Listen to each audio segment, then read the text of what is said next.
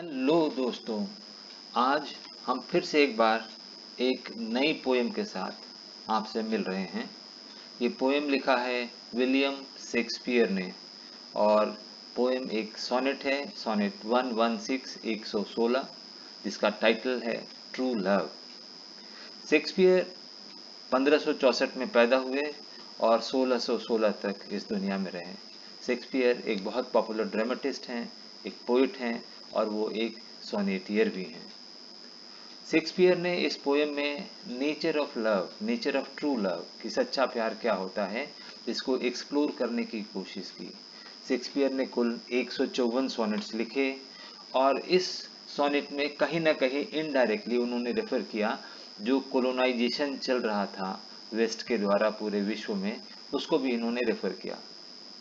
इस पोएम को उन्होंने आयमिक पेंटामीटर में लिखा और इस पोएम में उन्होंने ट्रू लव को ग्लोरीफाई किया और उन्होंने डिपिक्ट किया, he has depicted and glorified true love as unwavering and eternal. और ये पोएम पब्लिश हुई है 1609 में। जैसा कि आप जानते हैं कि सोनेट एक पोएम होती है 14 लाइन्स की और मुख्य रूप से दो प्रकार के सोनेट्स होते हैं। पहला सोनेट पेट्रार्किन सोनेट, ऐसा इसलिए कि पेट्रार्की वो व्यक्ति है, पेट्रार्की वो पोएट है जिन्होंने पहली बार सोनेट को लिखा और पेट्रार्क चूंकि इटली के थे इसीलिए उसको हम लोग इटालियन सोनेट या पेट्रार्किन सोनेट या क्लासिकल सोनेट भी कहते हैं। पेट्रार्क 1304 में पैदा हुए और 1374 में वो इस दुनिया से चले गए। वो 14th सेंचुरी में इटली के एक बहुत बड़े पोएट थे। जब सोनेट बहुत पॉपुलर हो गया इटली में तो इटली से इंग्लैंड में लाने का पूरा पूरा श्रेय टॉमस वियाट को जाता है। और जब टॉमस वियाट ने सोनेट को इंग्लिश में और इंग्लैंड में इंट्रोड्यूस किया तो इंग्लैंड में वो बहुत पॉपुलर हो गया और जब बहुत पॉपुलर हो गया तो हेनरी हावर्ड ने उसमें से कुछ चेंजेस इंट्रोड्यूस की और उन चेंजेस को बाद में शेक्सपियर ने यूज़ किया। पेट्रार्किन सोनेट्स 14 लाइन की हैं लेकिन वो ऑक्टेव और सेस्टेट में बटी हुई हैं, मतलब उसमें दो क्वार्टेन होते हैं और दो टर्सेट होते हैं और उसकी राइम स्कीम ABBA, CDE और CDE। जबकि शेक्सपियरियन सोनेट और हेनरी हावर्ड द्वारा इंट्रोड्यूस चेंजेस के साथ शेक्सपियर ने उसको आत्मसात किया। शेक्सपियरियन सोनेट्स भी 14 लाइन के हैं लेकिन वो 3 क्वार्टेन और एक कपलेट में हैं और उसकी rhyme scheme ABAB, CD EF और GG है। ट्रू लव का जो पहला क्वार्टेन है आप देख रहे हैं, ये पहला क्वार्टेन है, ये 4 लाइनों की है और जो फर्स्ट लाइन है जिसको हमने ए इसकी राइम स्कीम इंगित की है और जो थर्ड है वो भी ए है। माइंड्स और फाइंड्स ये दोनों राइम कर रही हैं ए से और सेकेंड लाइन अगर बी है तो लव और रिमूव BB तो AB। अब आइए देखते हैं कि फर्स्ट क्वार्टेन का मतलब क्या है। Let me not to the marriage of true minds admit impediments, love is not love which alters it alteration finds or bends with the remover to remove. मुख्य रूप से शेक्सपियर ने इसमें ट्रू लव की कुछ इम्पॉर्टेंट फीचर्स को बताने की कोशिश की। शेक्सपियर का ये मानना है कि जो सच्चा प्यार होता है वो दो शरीरों का मिलन नहीं होता, वो दो ट्रू माइंड्स का मिलन होता है। जब माइंड्स की हार्मनी होती है, जब माइंड्स हार्मोनाइज होते हैं तो ही सच्चा प्यार पैदा होता है। और सच्चा प्यार जो है वो कभी भी ऑल्टरेशन नहीं खोजता, जिसके साथ हो जाता है उसी के साथ जीवन पर्यंत रहता है। अगर प्यार ऑल्टरेशंस खोज रहा है या प्यार दब जाए झुक जाए तो मान के चलिए सच्चा प्यार नहीं है। शेक्सपियर ऐसा मानते हैं। ये दूसरा क्वार्टेन है, फिर से देखिए इसकी अगर हम राइम स्कीम देखें तो पहली लाइन में मार्क और तीसरी लाइन में बार्क। अगर मार्क को हम सी कहें तो फिर बार्क भी सी हुआ, सेकेंड अगर डी है तो टेकन भी डी है, तो इसकी राइम स्कीम क्या हुई CD। अब इसका हम अर्थ देखते हैं, भावार्थ देखते हैं। O no it is an ever fixed mark that looks on tempest and is never second, it is the star to every wandering bark whose worth unknown although his height be taken। Shakespeare कहते हैं कि O no it is an ever fixed mark, सच्चा प्यार एक तरीके से pole star की तरह होता है। जिस प्रकार से पोल स्टार हमेशा उत्तरी ध्रुव में या उत्तर दिशा में पाया जाता है और चाहे वो जितना भी तूफान आए वो अपना डायरेक्शन नहीं बदलता। जबकि बाकी के जो तारे सितारे होते हैं वो अपने डायरेक्शन बदलते रहते हैं, वो विश्वसनीय नहीं होते हैं।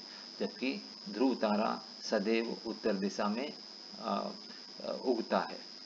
तो जिस प्रकार से टेम्पेस्ट में जब कोई शिप फंस जाती है तो उसके नाविक ध्रुव तारा की तरफ प्राचीन समय में देखा करते थे। ये उस समय की बात है जब कॉम्पास का डिस्कवर नहीं हुआ था।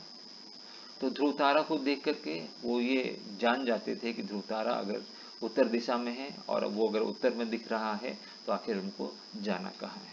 और ध्रुव तारा ही एक ऐसा तारा था जो भटके हुए नावों को और नाविकों को रास्ता दिखाता था। It is the star to every wandering bark whose worth is unknown although his height be taken। Author कहते हैं कि सच्चा प्यार ध्रुव तारा की तरह होता है। व्यक्ति ध्रुव तारा तो नहीं बन सकता, लेकिन ध्रुव तारा जितना मजबूत बन सकता है जो विपरीत परिस्थिति में, विषम परिस्थिति में डिगे नहीं, अडिग रहे। ये तीसरी क्वार्टेन है। पुनः एक बार अगर इसकी हम राइम स्कीम देखें तो फर्स्ट लाइन में चीक्स, थर्ड लाइन में वीक्स, सेकेंड में कम और फोर्थ में डूम। तो इसका राइम स्कीम हुआ E F. Love is not time's full. Author कहते हैं कि दुनिया में हर चीज समय की गुलाम है, समय की पाबंद है। समय सबसे मजबूत होता है, समय अपने सामने किसी को टिकने नहीं देता। लेकिन अगर समय पराजित हुआ है तो वो सच्चे प्यार से हुआ है। Love is not time's fool. Fool का मतलब यहाँ मूर्ख नहीं बल्कि स्लेव है। Means love is not the slave of time. Though rosy lips and cheeks within his bending sickle compass come.